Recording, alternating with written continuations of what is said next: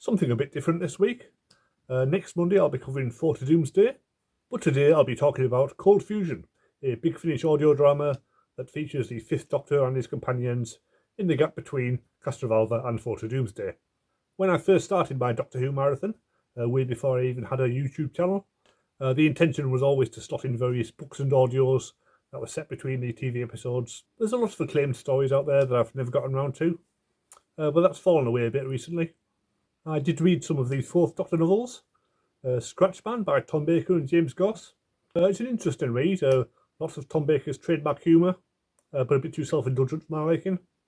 And Festival of Death by Jonathan Morris is a very complex time travel story. I think it all hangs together, but you really need to make notes as you go along to get the full benefit of it.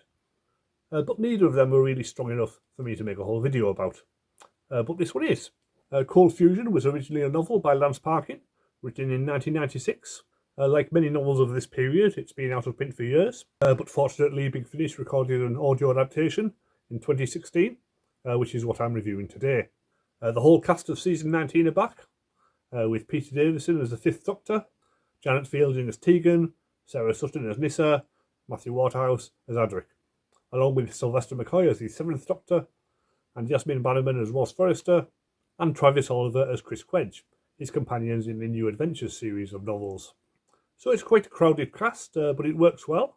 After an opening scene with the Seventh Doctor, the focus switches to the Fifth and his companions, who gradually meet the other team during the course of the story. The actors are all more than 30 years older than they were, but they all manage a reasonable approximation of their earlier selves, the women more than the men, to be fair, so it's not hard to imagine this playing out right after Castrovalva. The plot is quite involved, as you might expect from something adapted from a 300-page novel, and it's split into 6 half-hour episodes, which doesn't really fit for either the Fifth or the Seventh Doctors, but it is necessary to cover the whole length of the story.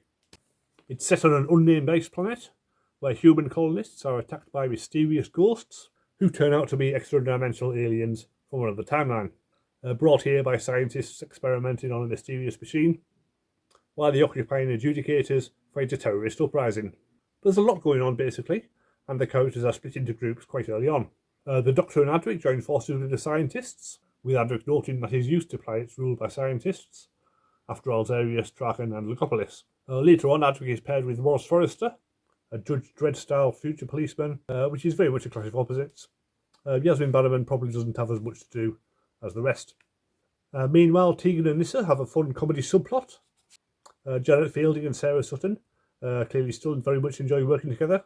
And there's a great joke where Nyssa mentions the Fosters of Traken and Tegan gets homesick. They encounter Chris Quedge, who's putting on a dreadful Australian accent and calling himself Bruce Javanka, which gets Tegan extremely annoyed, as you might expect. Chris also has some fun scenes with Nyssa that contrast her extreme innocence with his worldliness and promiscuity to amusing effect. So it's definitely a good showcase of Travis Oliver's comic timing. The other main character is Patience, played by Christine Kavanagh, a mysterious time lady from ancient Gallifrey, who spends most of her time with the Fifth Doctor and has several telepathic communications with him. The scenes where they share memories are deliberately ambiguous, and it's left to the listener to determine what exactly their relationship is, though it's certainly implied that she could have been the Doctor's wife and Susan's grandmother.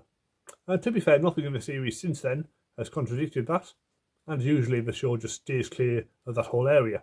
So it's fascinating to get a story that attempts to tackle it, however obliquely. This book was published a few months before Mark Platt's Lungbarrow, the final new adventure, which revealed that the Doctor was a reincarnation of the other, mysterious ancient Gallifreyan, which would mean that Patience was actually the wife of the other, which would probably make more sense.